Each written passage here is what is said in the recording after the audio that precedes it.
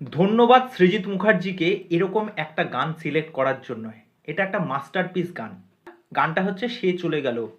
এই গানটার অ্যাকচুয়াল কম্পোজিশনের সময়টা যদি বলি 1999 সাল, তারিখটা সম্ভবত 11ই জুলাই বা 11ই জুন। যদি ভুল হয়ে থাকে তাহলে আমাকে ক্ষমা করে দেবেন। এই গানের প্রত্যেকটা কথা, এই গানের যেরকম মিউজিক, এই গানের যেরকম ভাবনা, সেটার মধ্যে না একটা আলাদা নৈসর্গিক চিন্তাভাবনা রয়েছে, তার মধ্যে একটা আলাদা মাধুর্য রয়েছে, একটা আলাদা মিষ্টত্ব রয়েছে।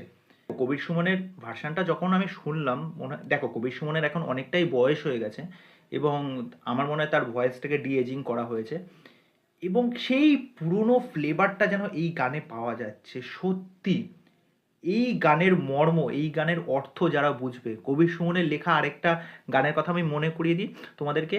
যখন পড়বে না মোর পায়ের চিহ্ন এই বাটে,